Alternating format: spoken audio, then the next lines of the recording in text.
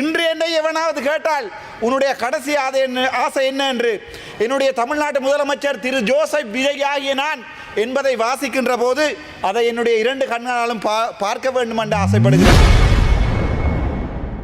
Joseph Vijay குறித்து ஸ்ரீலங்கன் பார்லிமெண்டில் பேசியுள்ளது வரவேற்பினை பெற்றுள்ளது.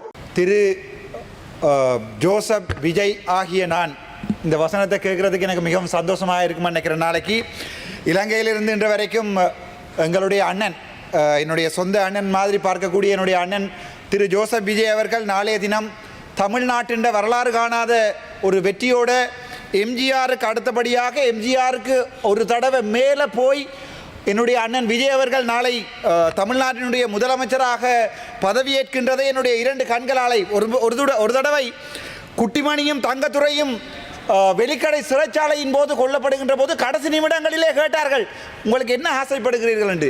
அப்போது அவன் சொன்னான், என்னுடைய இந்த இரண்டு கண்கள் நான் செத்தா பிறகும் எங்களுக்கு தமிழீழம் கிடைக்கிறது என்பதை நான் பார்க்க வேண்டும் என்பதற்காக அவனுடைய கண்ணை குத்தி குத்தி இந்த சிங்கள காடியர்கள் ஒரு தடவை வெளிக்கடை சிறைச்சாலையில் என்று நினைக்கிறேன் குத்தி கொலை செய்தார்கள். அதே மாதிரி இன்று என்னை எவனாவது கேட்டால் உன்னுடைய கடைசி ஆசை என்ன என்று என்னுடைய தமிழ்நாட்டு முதலமைச்சர் திரு ஜோசப் விஜய் ஆகிய நான் என்பதை வாசிக்கின்ற போது அதை என்னுடைய இரண்டு கண்களாலும் பார்க்க வேண்டும் என்று ஆசைப்படுகிறேன். நேற்றைய தினம் நான்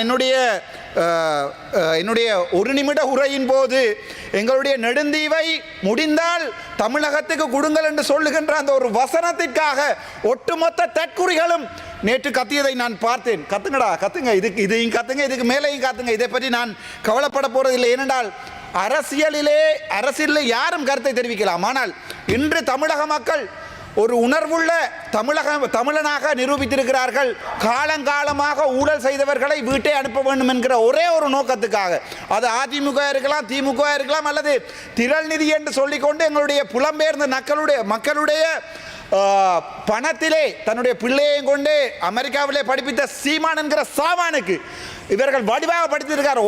ஒரு கட்டுப்பணம் கூட திருப்பி இல்லை. தேசிய தலைவருடைய போராட்டத்தையும் தேசிய தலைவருடைய அர்ப்பணிப்புகளையும் மாவீரர்களுடைய அர்ப்பணிப்புகளையும் எவனொருவன் தன்னுடைய அரசியலுக்காக பாவிக்கிறானோ அவன் மக்களாலே தூக்கி எறிக்கப்படுவான். செய்திகளை உள்ளது உள்ளபடி தெரிந்து கொள்ள ரெஃப்ளெக்ட் நியூஸை சப்ஸ்கிரைப் பண்ணுங்க.